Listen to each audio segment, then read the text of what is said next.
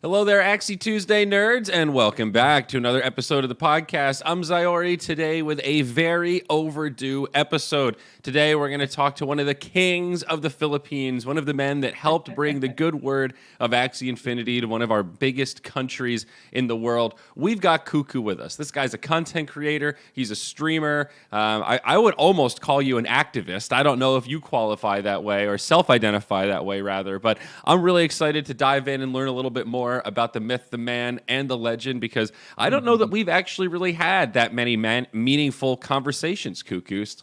So, excuse me, this Right. is going to be a real treat for me. How are you, man? Welcome to the show. Hey, thank you for the invite. I'm very much excited to be here, and also thrilled to have a chat with you. Yeah, this is I think long overdue. Yeah, definitely. So please, we're definitely going to get some of your history and start from the very beginning. But I'd love to hear, like, what have you been up to recently? What's top of the stack? What do you got in the sights here for Kookoo TV? Right.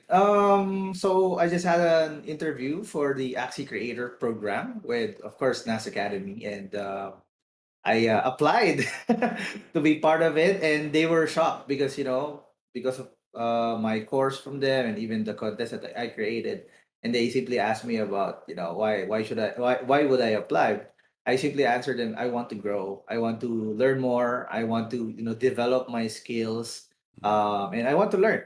So and that's it. And right now we're focusing on our small transition for my sub guild, which is Level Up. Mm. So we're focusing on bringing value to our scholars, not just scholars community members that are also followers and subscribers of my channel. I want to give them, the best value that we can give to our community.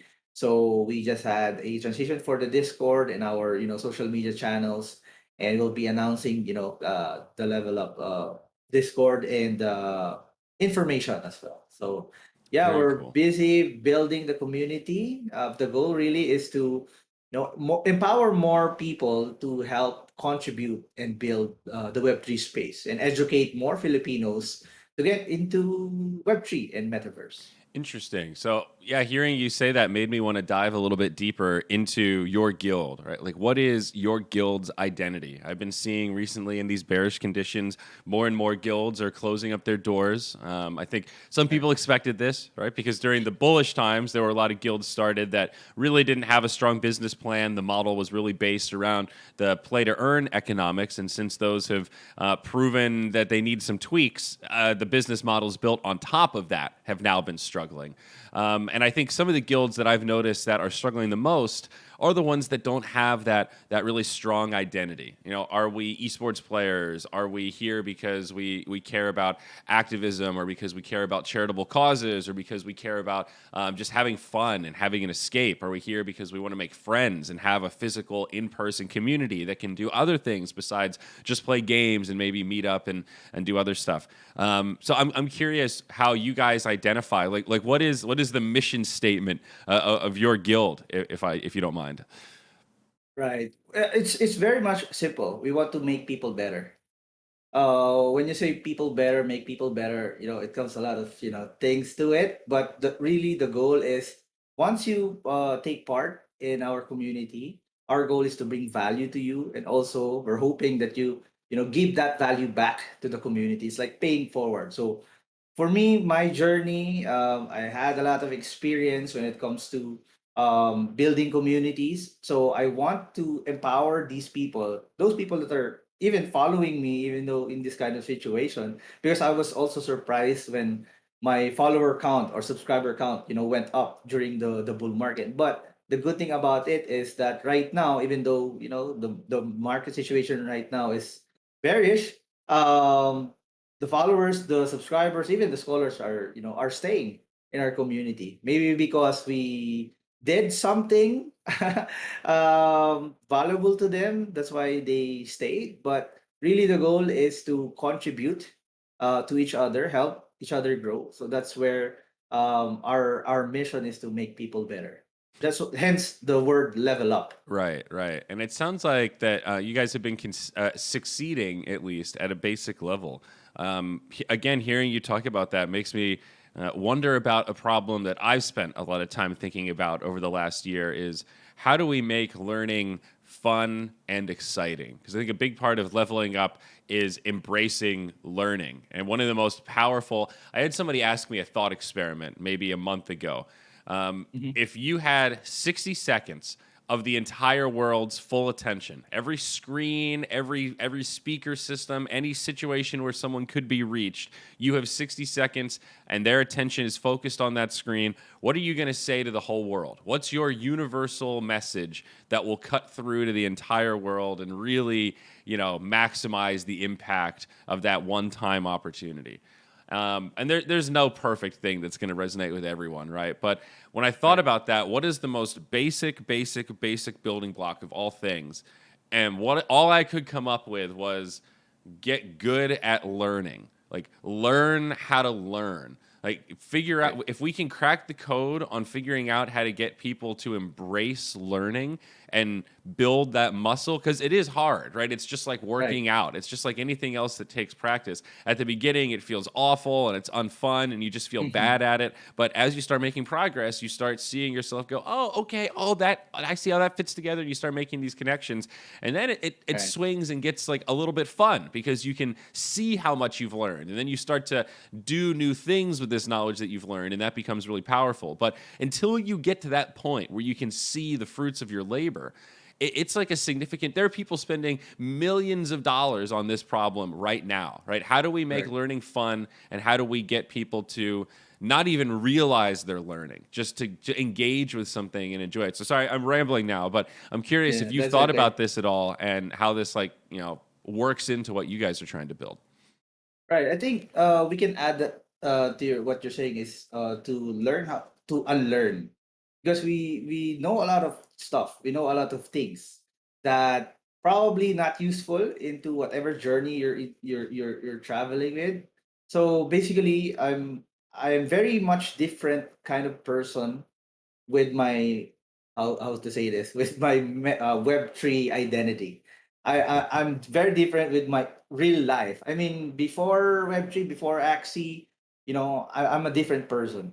But when I learned to embrace the community, and understand more people about their challenges, that's for me. I think is very much willing to unlearn all that I know and retain that the things that I think that can be helpful to Mm. the community. And that's what I did. I started doing videos.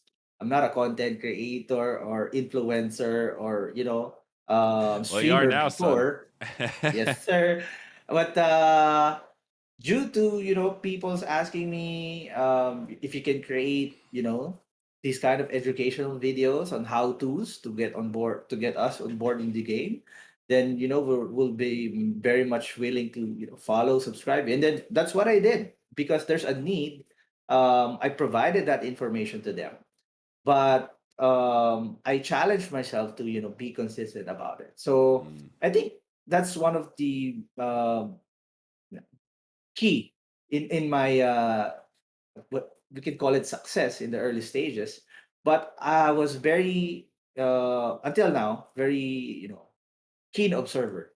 I see. I try to be like a sponge and absorb and learn from people, observe people, learn how they think, so I can apply these things if I want to do something like with this transition right now. All the learnings that I gathered for the last 2 years, I'm applying right now to our community. So we are equipping them to become their better version of themselves, Mm. so they can contribute more to the community that they want to participate in. Because I realize I'm inspiring our community members to to become something that they never have the courage to do so. These people are afraid to talk to people before. These Mm. people are not used to showing themselves in the camera or connecting with friends. But right now I've seen a lot of community members that are community moderators right now from different DeFi Web3 projects. They're launching their own NFTs or projects right now, just to help out, just to create some impact into their community. Hmm. Not because they want to make a lot of money in the space. Money is given, but I think our messaging is all about being a purpose-driven missionary or a person in the space. Hmm. So we try to educate our community members what's their purpose. If you want to get involved with us or join the community, what's your purpose? What's Yeah. your purpose on buying this stuff? So that question is very much important for them to answer it before they can really grasp the whole concept of what we're doing. That definitely makes sense. And it sounds like you've got a pretty wide spread of different like interests, personality types, skill sets. I wrote that blog about the future of guilds, and in that sort of thesis I was writing there, it was much more of a visualization of like a monotrack type organization where I always pictured this Right. person that's an amazing graphic designer that wants to pass that skill set on to someone else.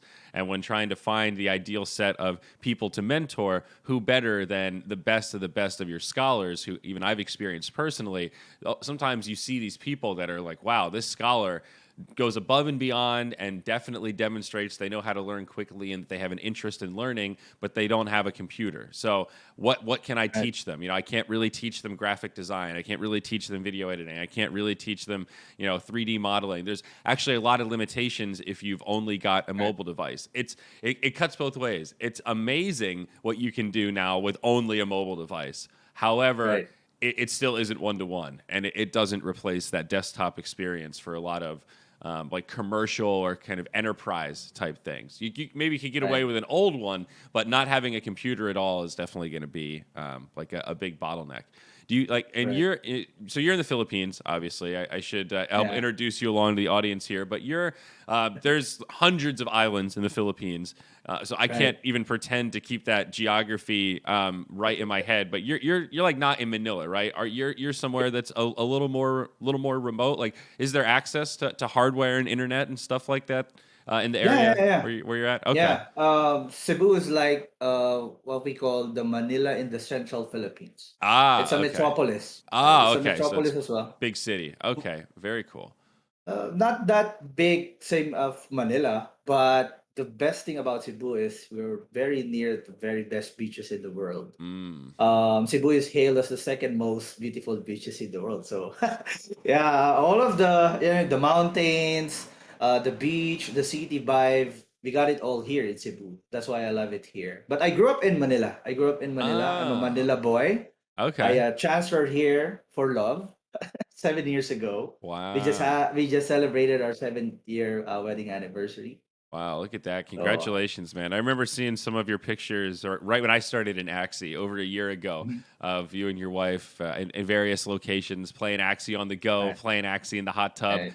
playing Axie at the beach. Yeah, It was definitely inspirational, dude. It always it seemed like you were living the dream at least. Always pictures can of course not always tell the full story, but it looked awesome. right. It looked like you guys were just in paradise with the best company ever playing the best game ever. And I was Yes. like, Yes, because I travel a lot even before. We have a travel business here in Cebu. We cater mm. tourists. I'm a tour guide. So basically, Oh, right, I started a small business here, helping tourists, local tourists, even international tourists, to get here in Cebu and visit the best places. But before that, before that, tourist guide thing, I'm an Uber driver. So I started, driving for Uber because I don't have any kind of work here in Cebu before. I tried venturing into other things, but when I heard that Uber is, launching here in Cebu, I took the opportunity. I started with a very small car. I think you can fit in there because you're big. That's a Asian car. I mean, small Asian car that is you good for like five five 5 inches 5 feet people. So imagine I'm having passengers with like 7 footer or 6 footer, so it's hard to Yeah. fit in. But yeah, I started small, and then eventually I bought a bigger one, and then started venturing out into tourists, providing services for them. Wow. I'm the one driving for them. I'm the one taking pictures. I'm the one swimming with them, So climbing with them in the is mountains. it kind of like a I'm the guy. VIP style experience where you're like the tour guide that takes, is it more of for like an upscale kind of Right, high end tour? Okay, that's really right. cool. Private tour. Yeah. Yeah. So how big do you go? Like how what's the largest group that you'll take with you on a tour?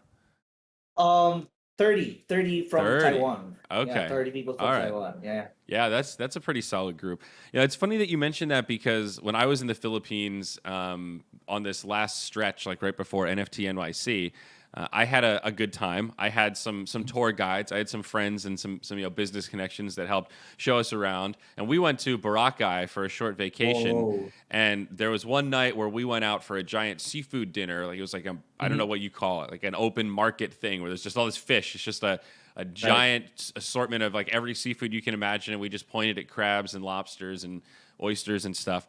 Bought it all in a bunch of bags, and then they just took us around the corner and cooked all of it.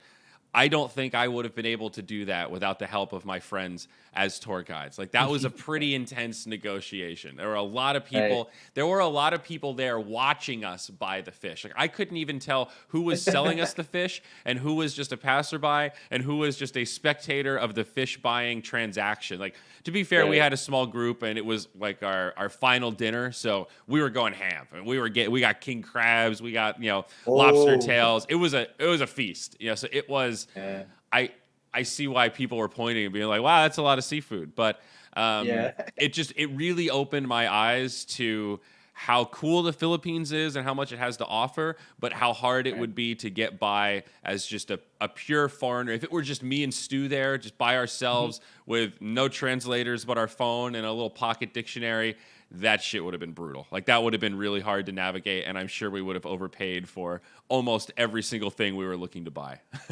Oh, you'll be surprised because Filipinos are good with English. Yeah, For sure you can get by. I mean, um, we're easy to communicate. English is our second language, and that's people true. are nice here. Um, and you can always ask questions in English, and then you'll be surprised. They will reply you in English as well, and very good English. Yeah. Yeah, you know what I mean, though. It's different if the question is, "Hey, how much does this cost?" Asking Oh, in right. English Yeah. versus asking Oh, in yeah. Tagalog, I think might get Right. two Right. different responses. Right. Right. um, Right. but Because there's a stigma with, like, if you're a foreigner, then the price like doubles or triples, yeah, oh, definitely, and something like that. Yeah. I totally get it. It kind of makes sense. We even have that in Puerto Rico here. Like we use the scooters, Mhm. and we found out that there's a code that the locals use for the scooters, and the Mhm. scooters are like half off. And I think that's a thing that gets negotiated in these sort of tourist type areas because they understand it's a cash cow, right? It makes a lot of money, Yeah. and it's a service for the Right. tourists, and it kind of gets them out of the way. But it's annoying, and it's sort of a tax on the locals. So that's Right. one way that you can try to make it amenable for both parties. But by the end of the trip, we were joking about how like there's definitely a market for that. Like I had such a great Right. experience, and I felt like same deal as you said. They were our tour guide, but also our friends, and they hung out with us. And there were a few like key restaurants that they took us to. Yeah. Like, hey, this is the spot. We know this place has really good dim sum or whatever. We went to a really How's good the food? Italian restaurant. Huh? How's the food? Dude, it was good. I'm a huge sushi guy. I love fish. Mhm. I feel like I could eat seafood probably every day, maybe 5 days a week. In Oh. America, I was always that weird guy. It's like I love seafood. In America, there's this weird stigma that like fish is Right. gonna make you sick or something. I've been to a lot of esports Right. events where you go to eat lunch on the first day, and it's just like a buffet style, and there's normal selection of vegetables, meats, and fishes. Meat. And Yeah. if you eat the fish, people will give you a hard time, be like, "Oh, the fish, that's pretty risky on day one. How you not afraid of your gut getting messed up?" I'm like, I Right. don't understand what this. I eat fish like every day, dude, and it's just normal food. I love fish. I love seafood. So anything like Yeah. Asia in general does pretty well with me. I loved the Mhm. Filipino food, most of it that I tried at least. The food that I tried on Independence Day got a little intense, a little too much rice cake for me. Um, Oh, a yeah. lot of rice cakes. But overall, I found the food to be very delicious and very very cheap for how Yeah. good and plentiful it is. It's definitely Right. Right. a high food culture. It was also funny seeing our tour guides, like they wanted ESO real bad, and Oh, okay. the place they wanted to get it from that has the best one in Boracay supposedly kept like being Hmm. sold out because it's the best one. So during the Yeah. feast, we actually asked one of the like people at the restaurant to go and get some for us, and he came back and brought it in this plate, and it was still steaming hot. And I could just see the way they were talking about it. Hmm. I had one of those moments where I wish I had a camera that I could actually capture that kind of the intensity of the conversation around where can we find the best ESO on the island. It really brought Yeah. home how intense the food culture is there. It's like they were Yeah. negotiating a bank transaction or something. I mean, that shit was, Right. it was. And then when they brought it Yeah. back, the look on our tour guide's face, just like, Hmm. finally, I've been craving this Yeah. for weeks. It's pretty good. Nice. I like the ESO. For those that don't know what we're talking about, that's the chicken intestines. Right. It's like it's a barbecued chicken intestine on a stick that's usually sold on the street, right? Is that an That's my accurate? wife's favorite. Yeah, yeah. It seems Yeah. like it. I saw a lot of people eating it. I ate. It's actually pretty okay. Hmm. It sounds more gross than it is when you think like chicken Right. intestine. It kind of just tastes like barbecue. It just tastes kind of Yeah. like Korean barbecue. It's just meat. Um, Right. the funny thing about that one that I remember though is multiple people, probably 5 to 10 people, asked me, "Did it taste bitter?" And then they make this face like, "Oh, I hope he says yes," because of course if you say yes, they go, "Oh, that means there was poop in it." That's what the bitter taste is, and it was just funny to see the amount of Filipinos that were like making that face, waiting for me to be grossed out, just like, "Oh no!" Like Uh, I'm sure most foreigners probably have a pretty visceral right. reaction when they hear that, but it also makes Yeah. sense, right? I mean, you're eating Yeah. intestines. What it's Right. kind of But what you they but do. you passed the balut test. You passed the balut test. I watched it. Yeah. So that balut though, it was pretty dry. I didn't really get a lot of Mhm. the juice. I think I'm gonna have to try it again just to like get the Yeah. proper full experience. But yeah, it wasn't nearly as bad as I thought it would be. I definitely Mhm. think that that's another one that gets highly reported. Maybe because it looks a little scary. Like Yeah. the 1 day old chicken, it looks worse than it is. I don't really think it's good, but it's not bad. It's not like Yeah. disgusting or something. I've definitely had like Yeah. tangier foods. That fermented shark Yeah. that I ate in Iceland was way worse than anything you guys fed me. Oh. So that's that's That's something. awesome. Good to hear that. I mean, you're very much welcome here again in the Philippines if, there's a bigger event, Bro, I'm I coming think. back. I loved it so much that I actually am gonna after AxieCon, I'm flying straight from Barcelona to Manila. So I'll be there Nice. for another little. It's gonna be a combo holiday work sprint. I'm Nice. hoping post AxieCon we should have some news out there. So I want to Yeah. try to do a little bit of press in the Philippines if possible. I'd love to do some interviews Yes. and just kind of be present. Also have some friends there that I'm excited to hang out with. We have some staffers and people coming from the Philippines to Barcelona, so it'll also be Mhm. like I like flying as a group, especially man. The Uh-huh. Manila Yeah. airport's intense. You Yeah. probably just think it's normal, but I Yeah. like having a local to help me get my taxi and get things going. I did the classic idiot not panic thing, but I did get got by a Mhm. taxi driver on my last day in Pasay trying to get Oh, to the airport. Like the hotels near the Mall of Asia. How much should a right. taxi cost from that to the airport? Like 200 Oh, peso, it's 300 very near. peso? It's It's pretty very near. I close. think less than 200. Yeah, Yeah. pretty close. Less than So 200, I with think. traffic, maybe 300 would still be pretty generous. We get out, and the guy who was very nice in the car goes, 2,000. And I said, 2,000? Get the fuck out of here, man. There's no way it's 2,000. Come on, I'm not stupid. And he made this face and just said traffic. And I said, all right, I'll give you 700. And he got like really mad and like sped off. In my head, I'm just like, 700 is still a gift, dude. I know that I just Yeah. gave you a really good deal. But I both felt very good for holding my ground, and I also Mhm. felt a little like scared and intimidated because he was clearly angry. He was definitely like Yeah. frustrated and thought that he was about to get like Yeah. a hella payday. Yeah. Um, Yeah, that's why Uber and Grab, the alternative, very much succeeded here in the Philippines Yeah, because that of that. I think when I was there, the fuel prices were starting to surge. So the Grab queue, Yeah, there were more riders than drivers. People were right, starting to protest a little bit. So that was why we had right. to. We were getting a little nervous about the old ride to the airport. So we had to do it old Yeah. fashioned style. Then after that, I learned okay, you always negotiate ahead of time. You say how much for the taxi ride, and then you. When I was at the hotel, I asked the concierge how much should the taxi be, and he said no more than 500, but you'll have to look at the meter. And then when we got in the car, I noticed that there was no meter. And in my head, I was thinking, like, how do the meters work here in the Philippines? And then I figured it out. The guy talks to you and reads how much of a chump you are and then makes up a number at the end of the ride. It's a human meter system. I get it now. Yeah. But that took me, a $5 learning experience. Right. Yeah, But yeah. glad you enjoyed your stay here and you're safe. Oh, it was awesome. I mean, we were in BGC, so it's Yeah, very new, very modern, very easy to get around. People are super yeah. eating at that Shake Shack every day, like a big fatty. But no, I'm excited to come back. I'm excited to hang out in QC a little bit. I want to try to shoot some content this time. I don't want to Nice. spoil anything, but I've got some stuff up my Yeah. sleeve. I don't want to make this whole podcast about the Philippines, but since I've got you here, I do want to quickly ask you about jeepney culture, man. That shit blew Uh-huh. my mind in Manila, Uh-huh. and I love that reaction. You're just like, yeah, uh-huh. What about the jeeps? I've never seen something like that before. Where for those that don't know, a jeepney is it's like kind of like a bus. It's like a small bus, but there's no door on the back, and there's just bench seats in the back, and people just pile into it. I would jokingly, this is maybe sort of mean, like kind of like a clown car, but Mhm. it doesn't have any official stops. It's like an informal bus. So it just drives in the highway, and then the stops are Right. when it gets stuck in traffic. And then when the Jeep gets stuck in traffic and it's kind of near where people want to go, they just get out of the Jeep in the middle of the highway.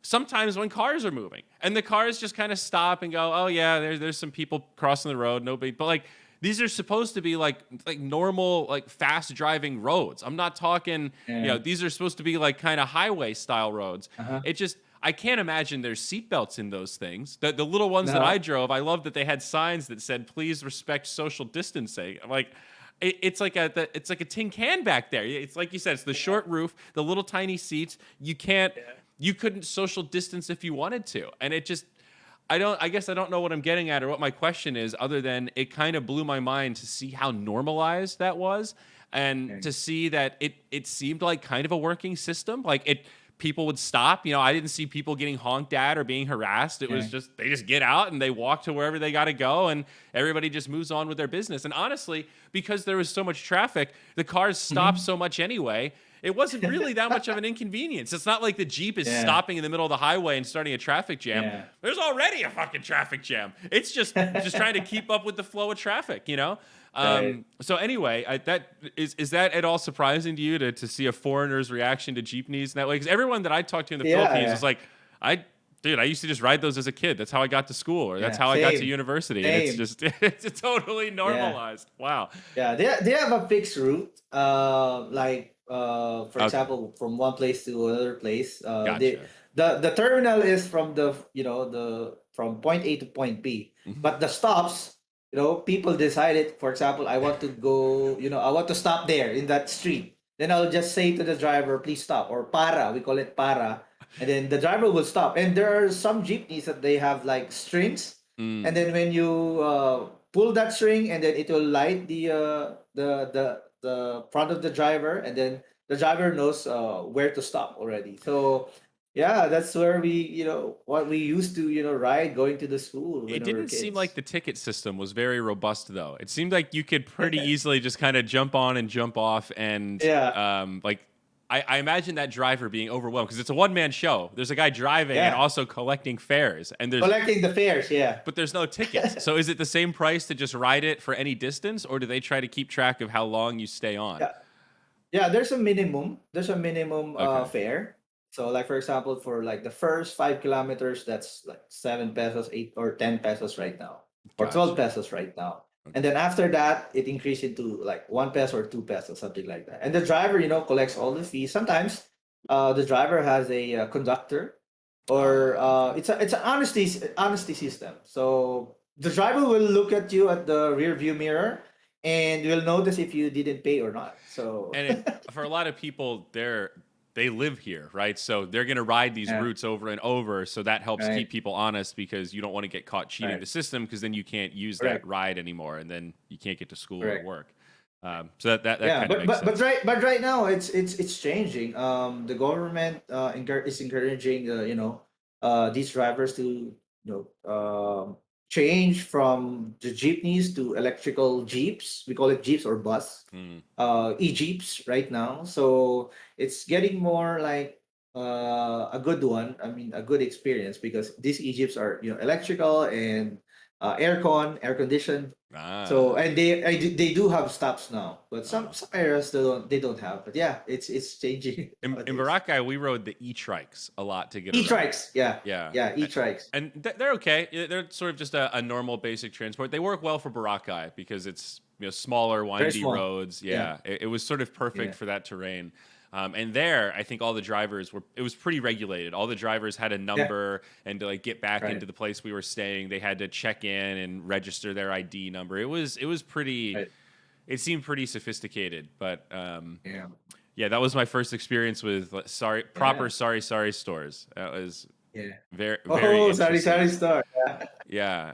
I mean, in Boracay, it's different when when you drive by, you kind of see it when you're in a car, but when you're in an e-trike and yeah, they go slower, you're closer, yeah. you can really kind of stop and absorb it, and it helped me, and maybe we can swing this back into Axie. I feel like it helped me start to understand like why Axie spread in the Philippines Mhm. disproportionately compared to every other country. Because I talk to people a lot, and they often say, well, it's because of the economics, right? And I often counter that by saying, well, yes, but there's many other countries where the economics are a very similar situation, where even a dollar a day USD is relatively significant income for some people in the world. And sometimes I use the example of Pakistan. I'll say they've got Uh-huh. 175 million smartphones there. They're pretty Right. connected. I think the way the US dollar translates to their local economy, it's even more powerful like purchase parity than it is in the Philippines. So if it were Right. just that alone, then how come it hasn't taken off in Pakistan? And people go, oh Right. well, okay, maybe it's like kind of cultural. I go, okay, now we're on to Right. something. But what is it about Filipino culture that's different from some of these other countries? And it does seem like that Filipinos, on average, are a little more adept to learning and embracing new technologies. I've in Yeah. the past described it as sort of you guys have a strong survivor gene. Like Yeah. maybe it's because storms come by and shit gets destroyed a lot, Yeah. so you're just used to rebuilding. And where there's a will, Right. there's a way. If there's any avenue to the sorry stores, they might make 1 or 2 pesos off of each transaction as a Right. profit, but that's still a scrappy way that you can put something in the bank. That's very entrepreneurial. Like I feel like your Yeah. culture is just naturally very in tune with looking for like that entrepreneurial spirit, looking for business opportunities, Yeah. understanding that to be ahead of the curve, you kind of have to learn and stay ahead of the curve by engaging with new information and the trends and Right. knowing what people are into. Like I had moments in the Philippines where I saw people in Manila living in dirt floor, like very small kind of Yeah. one room shacks that Yeah. I imagine barely had electricity and running water, but then they've got like an iPhone. They've got a full blown iPhone. They're sitting outside in like an old beat up like recycled Yeah. chair with a full blown Yeah. iPhone watching like a music video that was produced Right. in America or in Bollywood or Yeah. something. And it was just mind blowing, dude. Like, okay, I Right. get it now. Like, this isn't. There's a different level of interest and like connectivity to technology that doesn't Right. exist in most other places that live by these economic standards. Do you Right. share that assessment? Like, am I full of shit or am I Yeah. onto something here? No, Because no, no. That's good, great observation actually, because Filipinos are what we call in Tagalog term for a Filipino term is madiskarte, or we look for opportunities where we can take advantage of, like for example, even a small earnings. We will take advantage of that as long as it doesn't take a lot of my time. Then might as well I have a mobile phone and an internet. Then I'll just efficiency. play and then earn something from it, then that's good for me. And we're very good at, of course, and or learning. Yeah, like what you said, we are very much willing to understand new technology. Like our grandmothers have smartphones, they have TikTok accounts, they have Facebook accounts, and then when converse with them or talk to them, it's like, oh, my my friend just liked my video, my post, but these are 60-plus-year-old people. So yeah, we're very much into discovering new things, and we're not afraid to do that as long as there are people that they can see as an example. Like Mhm. for example, a neighbor or a friend that that is doing the same thing and have a good result from it or good experience from it, then they're very much open to try it. Mm. Yeah. I feel like I should write a little article about this or something because it's not the most complex analysis, but I think it's also it's a perfect storm for Axie because it's also coupled with there is a really strong gaming influence in Filipino culture. Dota Yeah. 2, I see Valorant rising now, like Mobile Legends has been really big. Philippines has been huge for competitive gaming for a long time. So I can totally understand why a competitive card game that has some new processes and rails behind it could really pop off. That on top of you guys understand the network effect really well as a Mhm. culture, as like Yeah. millions and millions of people. You guys are really really good at going, hey, we either really like this guy or we really don't like this guy. Get them, boys. And like I've never seen so much insane love and so much Uh-huh. insane hate in such a concentrated dose on the internet Yeah. before. Like, and like they'll jump platforms. Like, how many new users did Axie onboard onto Twitter? How many new Yeah. Filipinos did we bring to Twitter that had no reason to ever be on that platform? And I'm sure many of them have left now. But I remember the days when anytime I tweeted anything about anything, I would Yeah. get 30 responses immediately about scholarships and SLP and wanting to join my guild and applications and resumes. I mean, Right. that was a truly viral sensation. And again, like, Yeah. why did that, like, it spread in other places. It didn't Right. go viral like that, like it did in the Yeah. Philippines. And there is something, maybe Facebook's to blame because I know Filipinos spend a Yeah. lot of time on Facebook. We're Um, number one. yeah, we're This is the number one. social media capital of the world.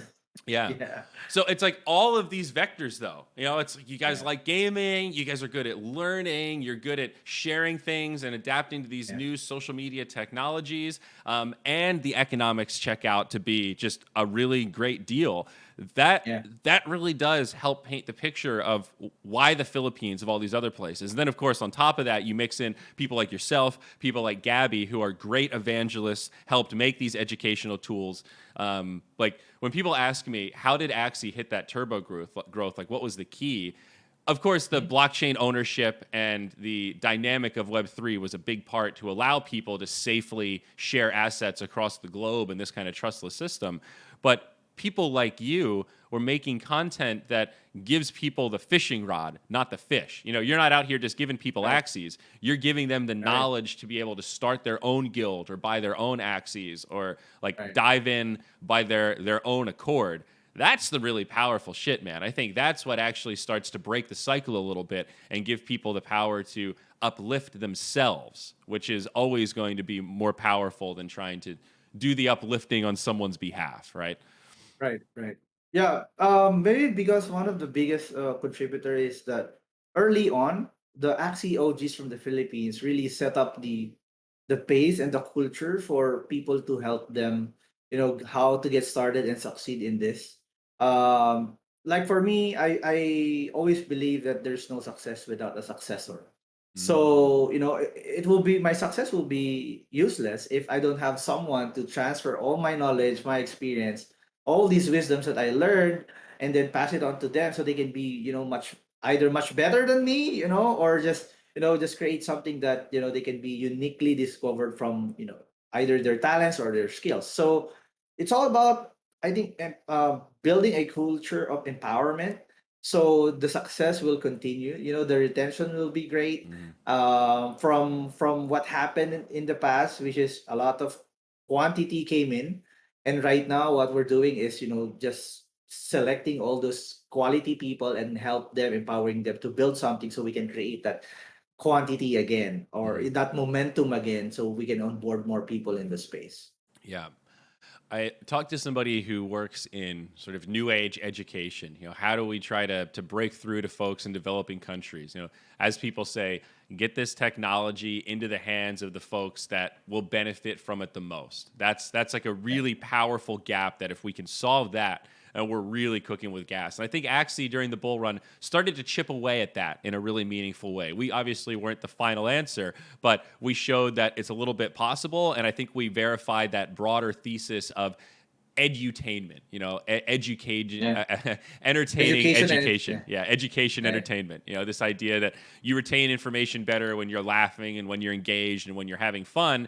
And sometimes you can make it feel like you're not even learning at all. But guess what? Right. If you're a gamer, you probably like learning, because what is Right. putting a new game into your console or buying a new game on Steam that you download? You're learning how to Right. play that new game. And if you get excited by that thrill of learning the mechanics and figuring it out and just like, oh, there's the hole in the fence, and then you climb through, Right. if that's fun for you, guess what? You like learning. That's Yeah. one of your hobbies is Right. learning. It's just Correct. covered up by this really fun, cute video game interface. So now people are translating that to, well, what if we put in some math puzzles in between the actual gameplay? What if we make people read stuff and then test their reading comprehension?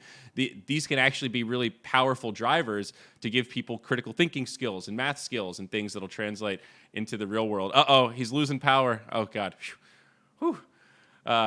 I've heard that one of the best ways to build scalable systems like that is to start to build groups of people and then give them little bits of homework. Say, hey, we're going to meet every month, or we're going to meet every other week, whatever that frequency is. Assign the group at large, hey, read these 10 pages. And when we come back next week, we're going to talk about them. Only 5 to 10% of the people are going to read it, right? But that's what you're fishing for. It's really a veiled test to find that 5 to 10%. Those are your future educators right there. Those are the people that show they've got like the real initiative and they're really hungry to bring in new information. Those are people that haven't realized yet that they're going to be the ones explaining this to the generation below them, because they're the most motivated and the most captivated. And it will be easiest for them because they're the most engaged. So I love that way of thinking where, yeah, you're putting educational tools out there, you're doing meetups, you're doing seminars, but all of it is really just a funnel to try to find these future educators that then you can empower with even more tools, more material, and then you're kind of decentralizing this education process, and you're bringing more educators into the fold. That is such a beautifully simplistic, like elegant solution to try and chip away at generational poverty. Like how do we start to transfer meaningful wealth to people that are born into poverty? To me, that is one of the most wholesome answers I can think of. Build a scalable kind of recursive system that empowers people to become educators. Fuck, dude. That gives me goosebumps thinking about it. That's the kind of stuff I want to be working on. I think that's so cool. Oh, are you muted? Did we lose you? Hello, hello, hello. Oh, there Yeah. we go. We're back. So Phew. yeah, that's why we're leaning towards into educating people into venturing into that, so they won't be have like we're trying to give people or teach people to have an informed decision. Hmm. Trying to give them like opportunities to learn, and they can build something out of it.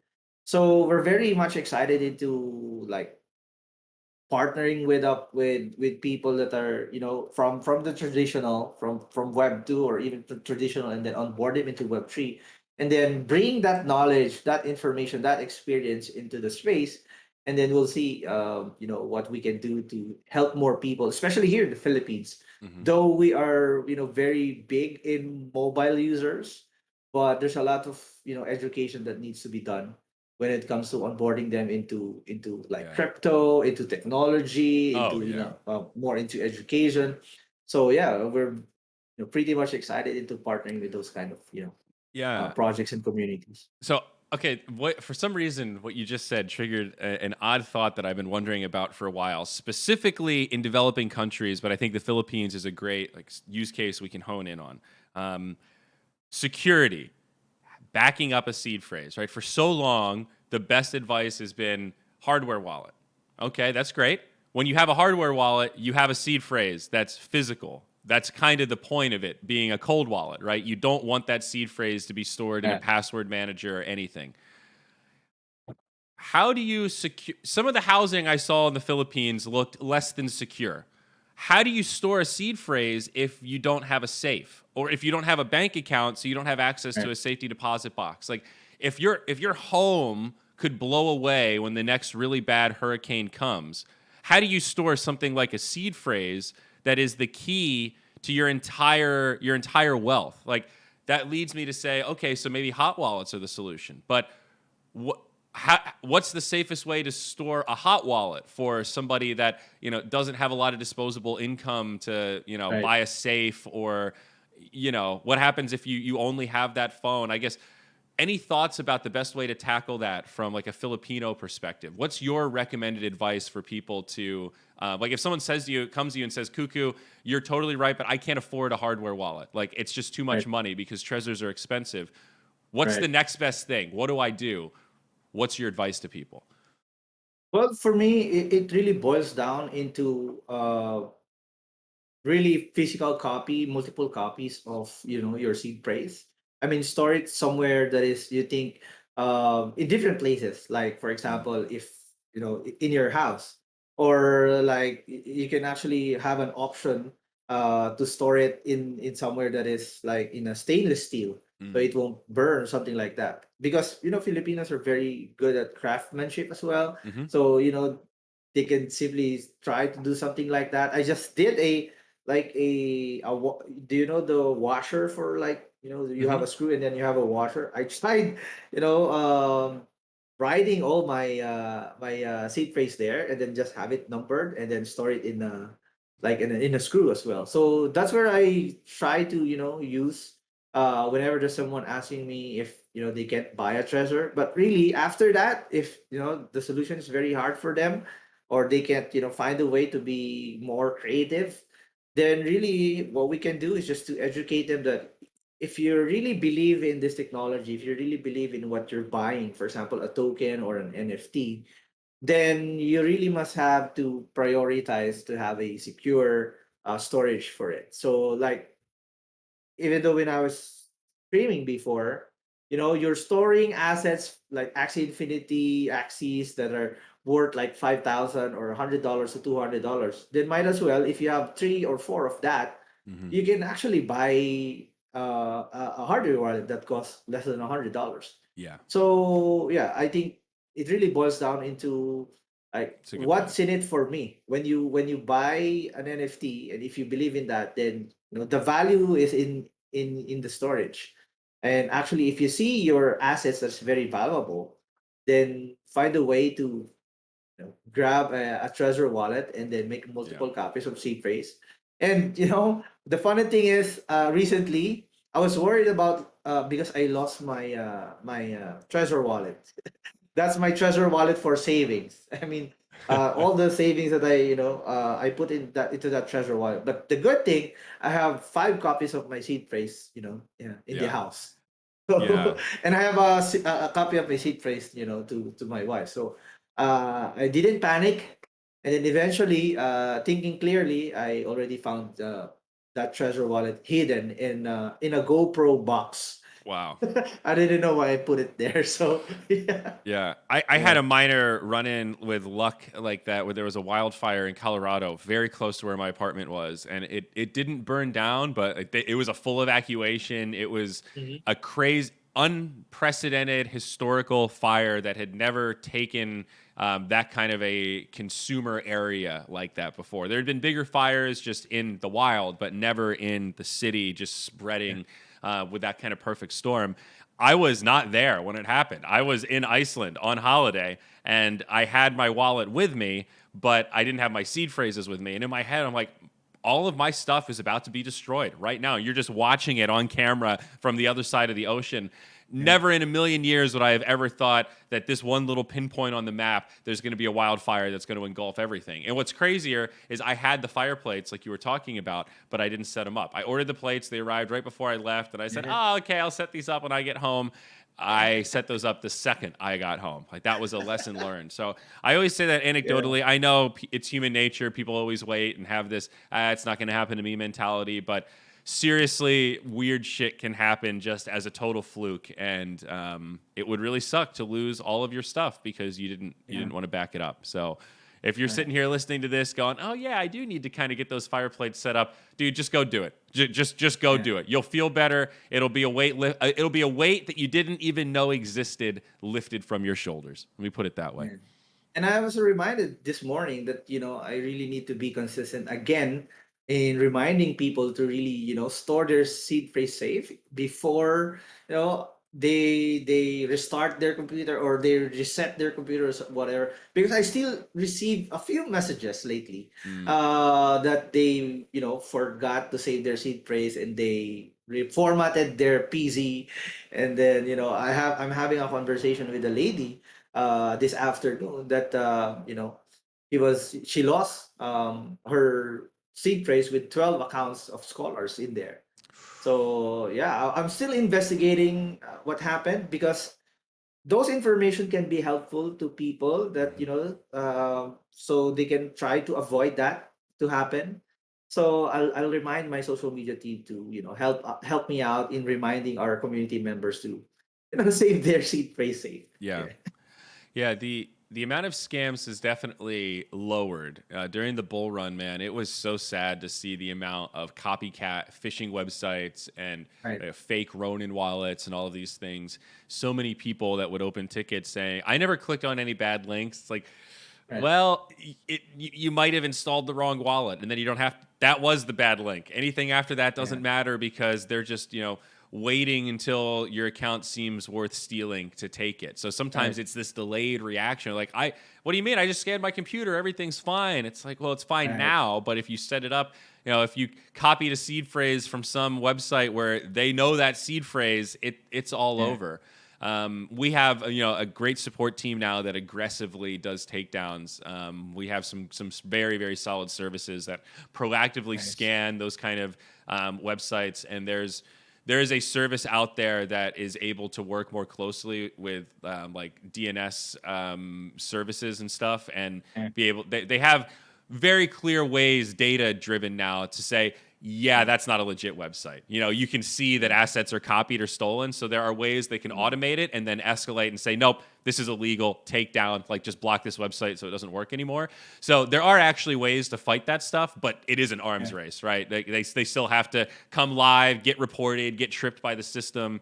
Yeah. And so it is better. I see so much less of the, oh my God, I lost all Mm. my assets than I used to. I mean, I remember when I was first hired and we were just building out the support team. Oh man, those days were hard Mm. because Yeah. you just can't catch everyone. You Yeah. want to educate your users as best you can, but that very first step is so crucial and so critical. And we had so many new users coming in so quickly.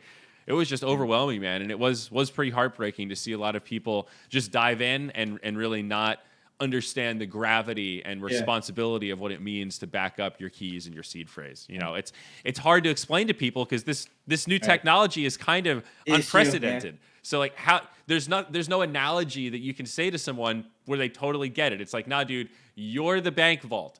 Yeah. It's this is a new level of personal responsibility that hasn't existed in the modern age. I guess I can't say it never Mhm. existed before, but in this modern Yeah. age, man, we've become really reliant on trusting these third parties, these banks and these businesses and these Yeah. corporations to do a lot of shit for us. This is bringing it back and putting it in our Mm. pocket. So that means you're responsible for what's in your pocket. I know you know this, man. I'm preaching to the Yeah. choir here, but Yeah. it's a big hurdle. I spend a lot of time thinking about this. Like, how do I meaningfully reach somebody who they're so excited, they just want to get on the blockchain, they just want to buy stuff? How do I inject something that is like all right, wait a second, full stop. All right, let's make sure you understand what's going on here before we dive in. It reminds me of being a computer science student. Like you're a freshman, you're so excited to write code. That first semester, it's basically all theory. They're just teaching you the Yeah. basic concepts. You don't really get to write that much code. And all the students are just like drooling, ready to touch a keyboard, just like, please, I just want to write a program. It's like, no, you got to learn the basics first. It's Right. same psychology. Yeah. So part of the educating in our side is actually you mentioned those technologies that are detecting the fake websites and all this DNS. One of my co-founder, she's I am Deadlist, is very much active in Twitter and in our community to expose this kind of abuse and malicious website. So he constantly expose this people, these websites, fake myths, fake websites, because that's what we used to do back in the day when we were moderating the AxiPH Discord, to help our fellow Filipinos to avoid Yeah. this kind of scams and malicious websites. So yeah, I think consistency plays an important role in Hmm. educating and onboarding these people to avoid such issues in the future. What do you think Axie needs the most right now? Um, right now, I'm surprised because a lot of Filipino here is already welcome Origin. There's a point where they don't want the classic to be wiped out or removed. So they miss it. They love the game. They love to see the competitive side of it. But right now the acceptance rate of Origin is growing each day. But I was asked about this same question. I think the land gameplay will change everything. I mean, it's a big I think for sure for a lot of us that are expecting something, because it involves cooperation with some of your friends or guild members or guild mates Hmm. to participate and play a game. So I think it's very much important to have missionaries that will continue spreading the word about the game, not just the game, but the intrinsic value that they can, aside from that they can get, just by participating in the community. Hmm. I try to educate our community, not to focus on just the earning part, but in the growing part of themselves. So more leaders that will actually help the community gather to help Axie be more successful, um, and not those mercenaries that are in it just for the fame and just for the money. Hmm. And I've seen a lot of those kind of people, and Yeah. that's why I can easily determine if someone is a missionary or a mercenary. So we need more missionaries in this and play the long game, you know be here in the long term, and not just see what's in front of you, but what's in the future and what you can do for the people that you want to share and inform and onboard in the game in Axie Infinity. Yeah. Because this is not just a game for Yeah. me. It changed my life. I wouldn't Same.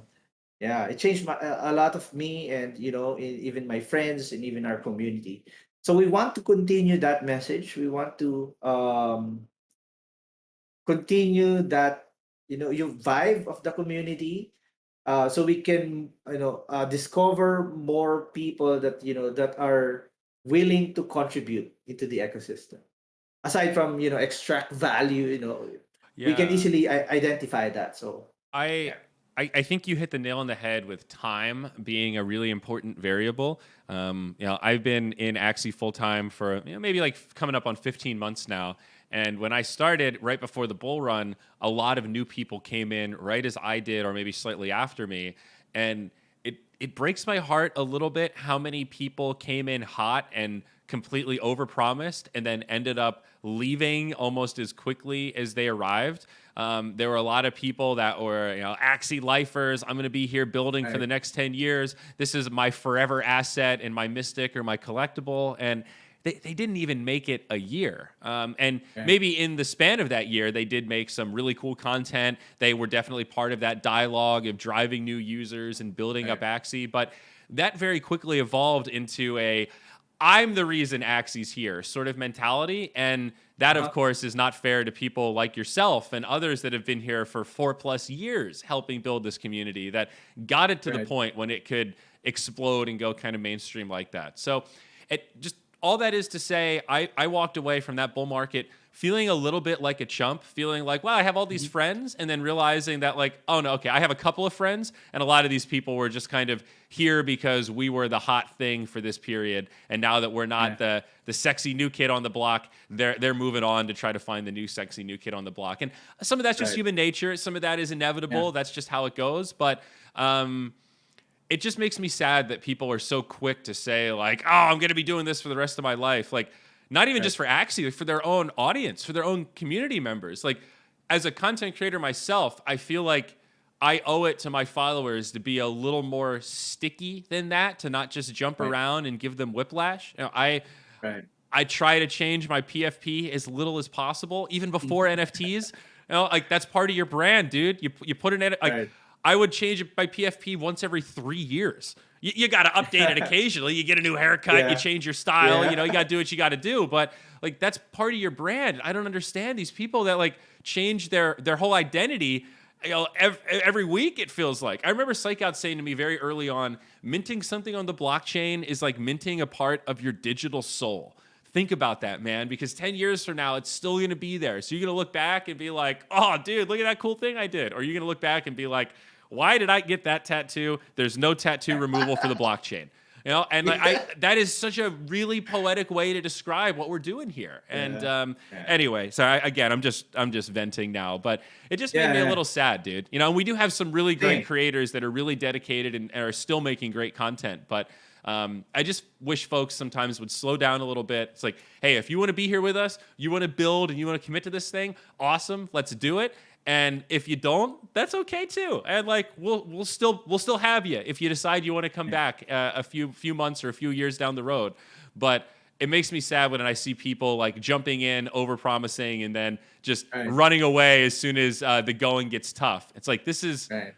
dude, this is the time. This is the challenge that I thought we were all gearing up to Right. face. Anyway, Right. it's I'm happy to Yeah. have you, man. We need people like you that are here and building through the bear and Yeah. helping spread the good word, bringing up the next generation of educators, man. This is this Right. is the scalable shit right here.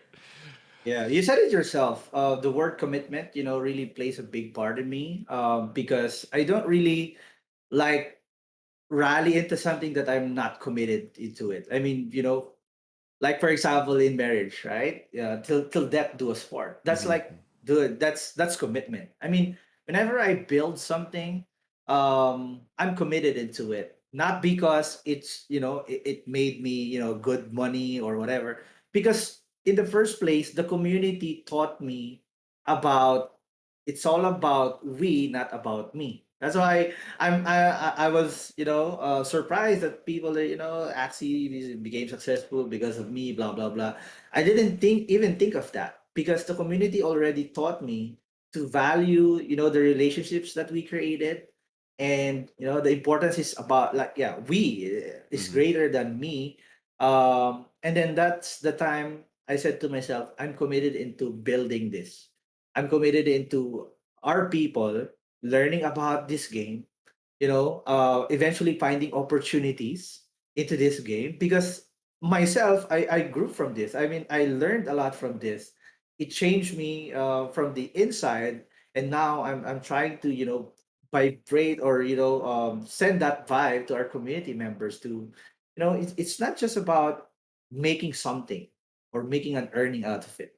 It's all about what you can leave a legacy to these people, and even if after you're gone, they will still remember you. Not Mm. because you did so, or you made a lot of money, or you're the champion or whatever, but you touch someone's heart. I mean, that I think that's very powerful. Hmm. That's the goal of my content creation. That's the goal of why we're building these communities, because we want to touch someone's heart so they can pass it on to other, and then they can grow a small community to them, to their area, and then be part of the bigger community, which that's why we're very much excited for every meetups, every events, especially if it involves the friends that we made, the relationship that we created in the community, or in Axie. So yeah, very much happy to see people personally when I do this road trip and meetups. Hmm. I'm surprised that I can hug them. I can high five with them, drink with them, sing with them, Yeah. dance with them. Um, that's I think that's the unforgettable moment in my in my journey so far. That is part of what captivated me so much of the Philippines. I think to wrap this up, dude, I want to share with you that when I visited the Philippines, I'm like a little embarrassed to say this, so bear with me, but I was actually a little scared. I've Mhm. traveled a lot, but that was my first time going to the Philippines. We had a meetup. Meetups are really fun, but in America, they can be a little scary. We have a lot of gun violence. We have a lot of issues with public gatherings, and it's just getting worse, right? And I had a moment where I realized I was letting my cultural lens bleed into something completely unrelated, where I was Mhm. projecting my fears onto another culture. And when we organized the meetup, which was in BGC, Yeah. I was kind of like, Nix, I need an armed security guard. I need multiple, like, I gotta feel safe. And I'm scared because I've seen people get mobbed before. I'm in a place where, like, I don't speak the language, I don't know what's going on. I just want to not feel scared. I'll pay for it. I don't even care. And then I got to BGC and was just like, whoa, this is not what I expected. There's cops Yeah. everywhere. I feel totally safe. It's very Yeah. robust, very clean. People are very friendly. You don't get accosted by anyone. You feel very very safe there. It maybe has some other Yeah. drawbacks, but it feels very safe, right? And after the meetup, I just remember feeling like there was not a moment tonight where I felt remotely intimidated by anyone. And I met a lot of fans. I shook a lot of hands. I gave out a lot of hugs. Like Yeah. nobody was trying to touch me. Nobody was overbearing. Nobody mobbed me. Everyone was pretty respectful for the most part. A couple people drank a little too much and were very excited. But like people were really, really friendly and respectful and just excited to chat and take a picture. And that's it. And at the Yeah. end of the night, I just felt stupid. I felt like, what was I afraid of, dude? Like, what was the like hidden fear, violence that I thought was going to pop up here? And And it just made me feel silly, and it made me really appreciate the like really hardcore, robust community that Axie has in this amazing country. And it made me sad that I hadn't been able to visit the Philippines before that. But it also made uh-huh. me really happy that I was able to get closer and connect with that community. And it made me want to fucking go back. And that was why Yeah. after Nice. AxieCon, it's like, you know what, man? I got to go back. I got to get more of this. I got to get another dose of Manila. Maybe we'll check Yeah. out some other islands. But I'm excited. I want to try to do another meetup. I want to meet some more Filipinos. I want Yeah. to try to film some more content while I'm there. It kind of blew my mind to see how popular I was. Like a lot of people at Yeah. the Axie meetup came up to me and didn't just say, "Oh, I love you because of Axie." A lot of them said, "I've been watching you cast Dota for 5 years or Yeah. 10 years." Some people said Yeah. 10 years. I'm like, "Oh my fuck, it's Yeah. been 10 years." People would come up to you and say, I know Axie's legit because I've seen what you've done with traditional esports, and if you're here, I know that somebody serious is working on this. And for people to say that is like demonstrates a level of fandom that I haven't really encountered in many other places. So just seeing Yeah. that intersection of, like we talked about before, gaming and esports and ability to learn and adoption of new technology and interest in Web3 and interest in Axie, interest in Dota. I feel like the Philippines was kind of made for me, dude. Like, you guys Yeah. embraced the shit that I've spent all of my professional life working on. Blockchain, Right. Dota 2, Axie Infinity. Like, these are pretty poppin' topics to be working on from a Filipino market Yeah. perspective. So again, sorry to ramble, but I just wanted you to know, and to any of the Filipinos Mhm. watching, that I had a mind-blowingly awesome experience. I'm excited to go back, and I can't wait to do it again, man. You guys are brewing up something Yeah. special over there on that archipelago known as the Philippines. Yeah.